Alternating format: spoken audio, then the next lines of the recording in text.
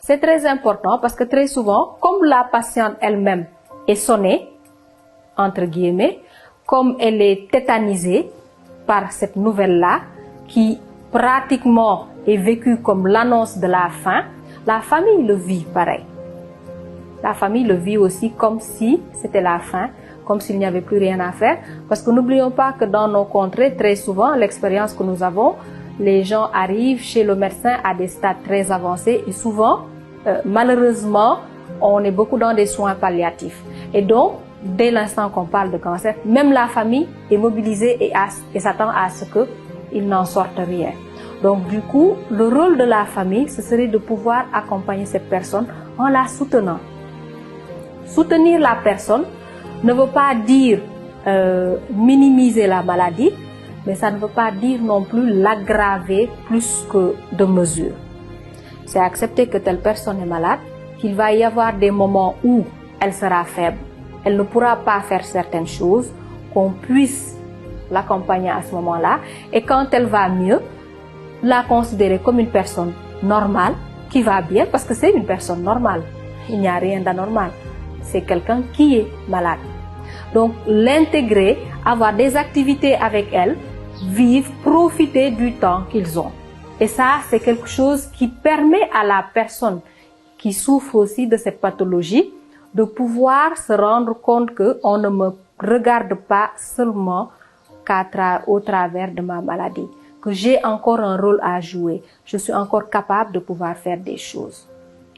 Chez les femmes, le plus grand soutien devrait venir du mari.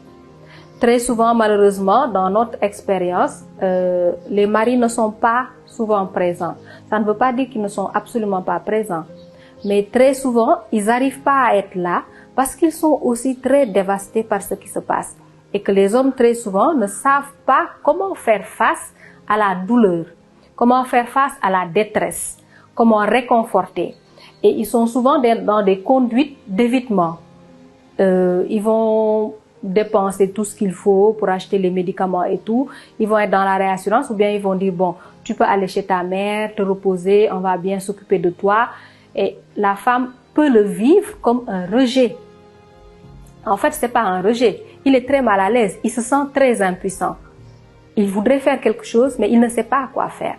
Parce que, en général, dans notre culture aussi, la femme a été préparée à savoir s'occuper du malade, à savoir s'occuper du mari, s'occuper des enfants, cajoler, faire pour l'autre. Les hommes, en général, n'ont pas toujours cette aptitude-là. Et donc, c'est des gens qui souvent se trouvent très, très démunis, qui se sentent très impuissants.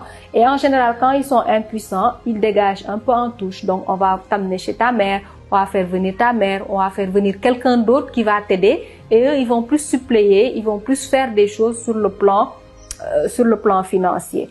Évidemment, parfois, ça crée beaucoup de drames parce que la femme qui déjà elle-même ne se voit plus comme femme, se sent mal à l'aise par rapport à son image et à son corps, va penser que son mari l'a rejetée parce qu'elle ne peut plus le satisfaire, parce qu'elle est beaucoup plus maladive, parce qu'elle n'est plus désirable, parce qu'elle n'a plus de sein, parce que. Et souvent, quand il n'y a pas de communication à ce moment-là, ça crée beaucoup de drames qu'on voit. Parfois, certains hommes trouvent que c'est très compliqué. Ils vont aller prendre une seconde femme. Ça ne veut pas forcément dire que leur femme ne les intéresse pas du tout, mais ils cherchent quelque part où oublier leur peine ou oublier leurs soucis parfois, sauf que c'est des choses dramatiques parce que la femme le vit comme une trahison.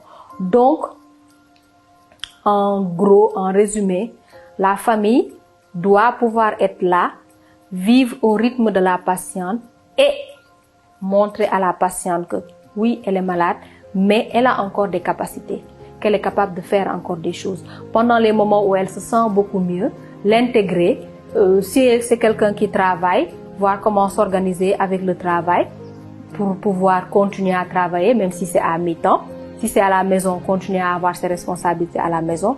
Et surtout au niveau du couple, parler, discuter, échanger, que les hommes apprennent à dire leur inquiétude, leur impuissance, que la femme puisse comprendre qu'il compatit, mais qu'il n'a peut-être pas forcément les moyens de faire beaucoup de choses, mais qu'on arrive à en parler, à nommer les choses.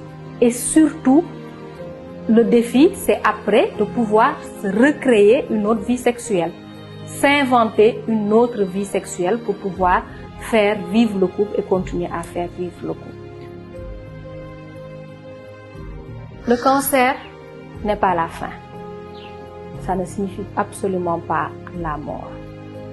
On peut s'en sortir. Il faut se dépister. Il faut suivre les conseils du médecin. Il faut continuer à suivre son traitement. Et je vous assure qu'on s'en sort. Les gens s'en sortent avec le soutien qu'il faut, avec l'accompagnement qu'il faut. C'est un chemin difficile, mais qui s'éclaire au bout.